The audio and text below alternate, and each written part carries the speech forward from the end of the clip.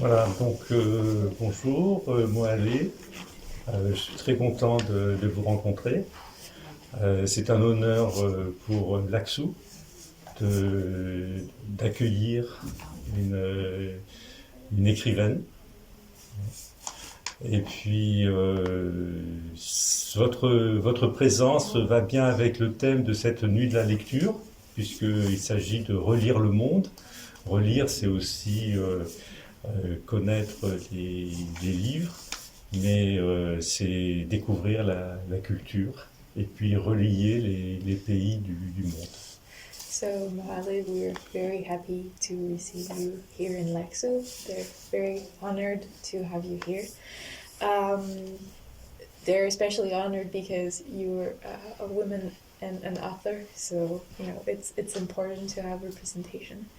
And your presence makes sense with the theme of the 2021 edition of Les Nuits de la Lecture, because the theme this year is rereading the world.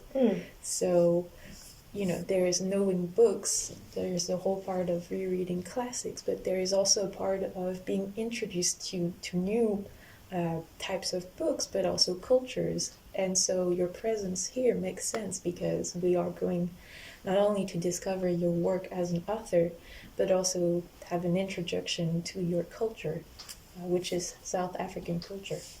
Mm-hmm. Thank you very much for having me. Like I said, I'm a library nerd, so anything that has to do with libraries, I'm on board.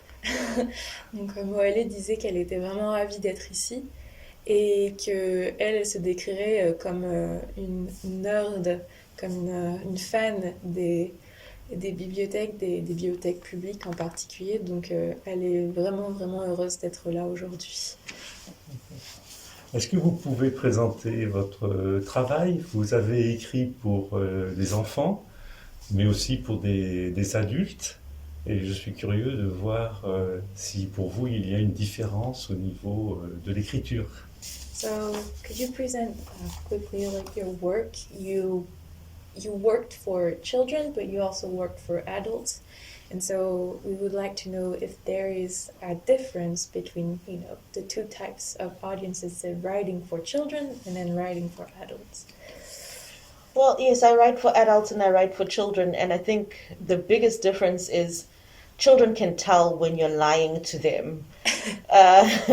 So I try to make all of my children's stories as honest as possible, and you can teach children really high-level things with a few words because I think as readers they're open and they can pick up, the meaning behind the words. So that's the difference. Whereas writing for adults, it's always like many metaphors and hoping that they'll pick up what you're putting down. But children are really good at that. So writing for children is easier for me and it's fun. Alors Moelle explique que quand elle écrit pour les enfants, elle s'est rendue compte que c'est impossible de leur mentir dans une histoire et qu'il faut être très très authentique dans la façon dont on écrit. Et donc pour elle, c'est beaucoup plus amusant d'écrire pour les enfants parce qu'elle est beaucoup plus directe dans son style d'écriture. Alors que quand elle écrit des romans pour adultes, c'est toujours utiliser des métaphores et vraiment on va dire des styles d'écriture un peu plus particuliers pour pouvoir faire passer un message au final. Et c'est très très différent et elle trouve que c'est très intéressant d'écrire pour les enfants de par cette authenticité dont elle a besoin de faire preuve avec ce type de lecteur. D'accord. Alors entre les enfants et puis les adultes, il y a un âge moyen, ce sont les adolescents. Oui. Et ça peut être aussi très intéressant parce qu'on peut avoir un contact direct avec les adolescents. Mm-hmm.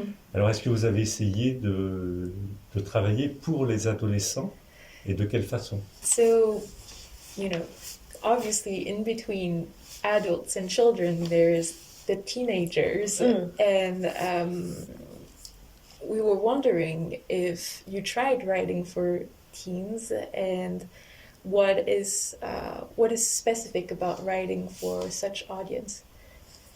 So right now I'm working on a TV series, an animated TV series that's for young adults. So this would be like adolescents, teenagers. And I find in that work specifically, we deal with a lot of emotions. A lot of coming of age. So we deal with questions of who am I, Uh-huh. and a lot of misunderstanding as well. I feel like teenagers and adolescents are very misunderstood. So the work that we do when we're writing for teenagers for TV is it's very, very emotional, you know, and we try to make the characters as understood as possible. Alors, en ce moment, Mohale travaille sur un projet d'écriture pour une adaptation d'un livre pour une série pour adolescents.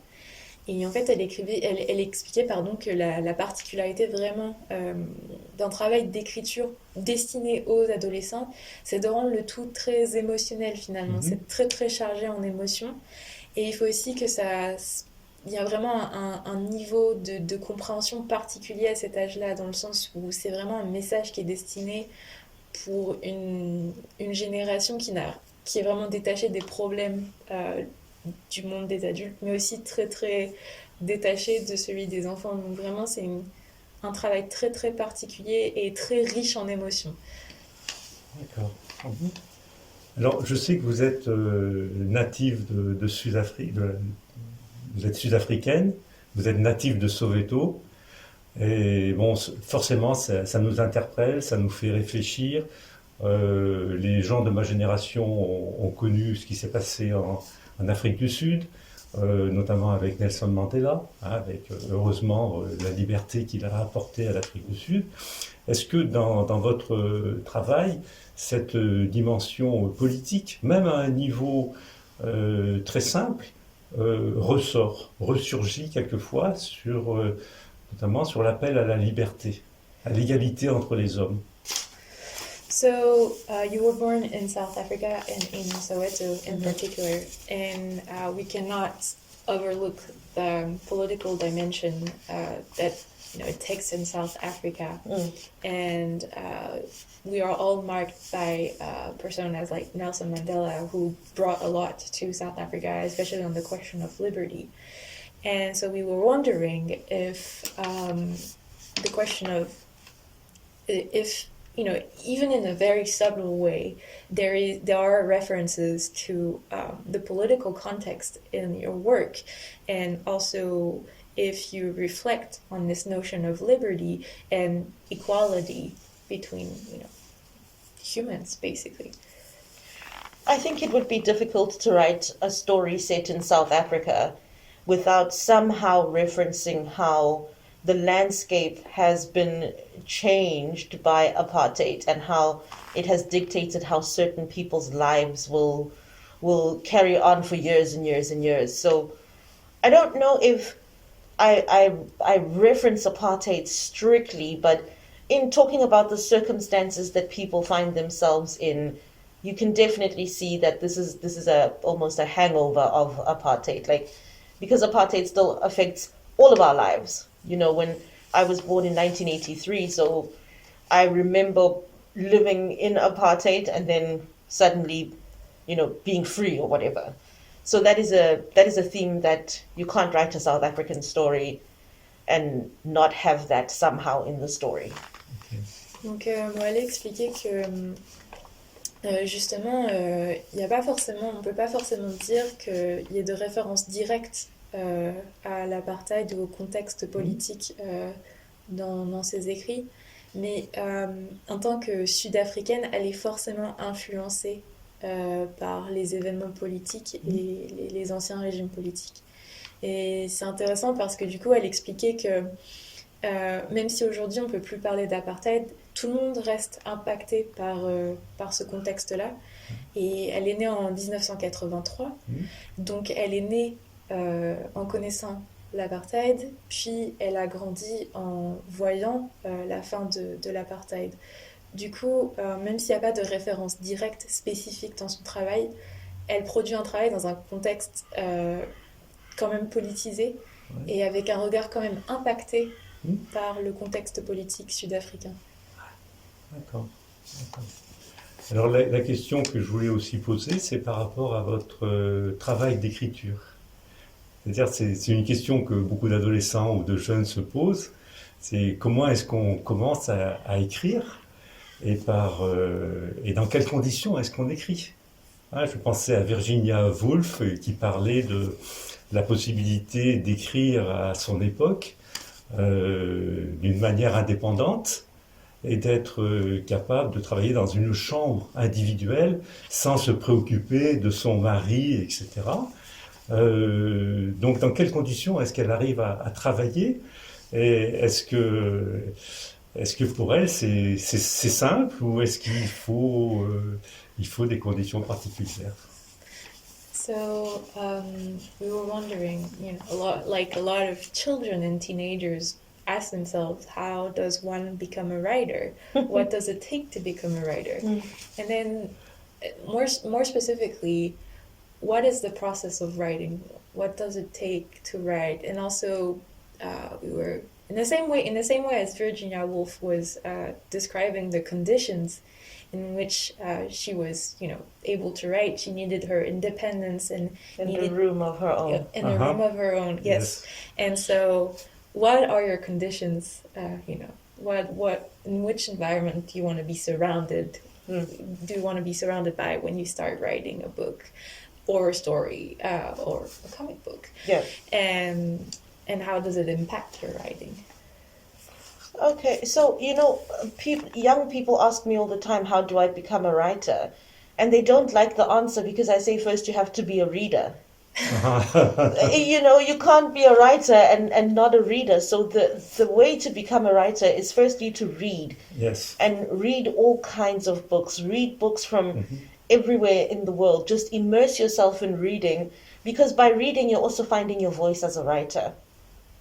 And the process of writing, I would say, is you write and you rewrite and you write and you rewrite and you rewrite, and then at some point your editor or somebody will say, okay, that's enough. You've written or you've edited enough. And I think about the fact that when I wrote my first novel, I was still working at the time, so I wasn't a full-time writer. And so I would write at lunchtime. I would write in my car. I would write passages when I was in line somewhere waiting. Like, I'd be like, oh, that's a wonderful, so a room of one's own is important once you're a full-time writer. Otherwise, I can write anywhere. I can shut the world out and just write. I can write on the bus. I can write on the plane. As long as my heart is in the story, I can write anywhere. Donc, Mohale expliquait que la réponse à la question, souvent, elle déplaît aux plus jeunes, parce que la seule façon d'arriver à écrire, c'est en lisant énormément. Et en fait, en s'intéressant à tout type d'ouvrage, au final. Il faut vraiment s'immiscer dans le monde de la littérature pour vraiment comprendre l'essentiel, mais surtout pour trouver sa propre voie. Une fois qu'on a une compréhension, un savoir un peu général, on va dire, de ce qui se passe dans la littérature, on arrive à comprendre où on veut se situer par rapport à tous ces ouvrages qu'on aura lus dans sa vie. Donc finalement, il faut vraiment être lecteur pour pouvoir devenir écrivain. Et ensuite, Mohale expliquait qu'elle écrit énormément, que c'est vraiment au point où les éditeurs vont lui dire qu'il faut arrêter, au bout d'un moment, il faut pouvoir passer à la publication de travail.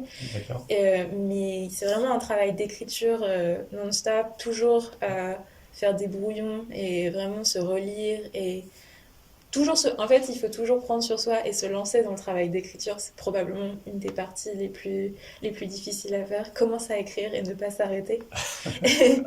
Et ensuite, elle expliquait par rapport à l'environnement et aux conditions d'écriture que, par exemple, pour son premier livre, The Yearning, elle s'est retrouvée, elle travaillait à côté. Elle n'était pas encore... elle vivait pas encore de son travail en tant qu'auteur.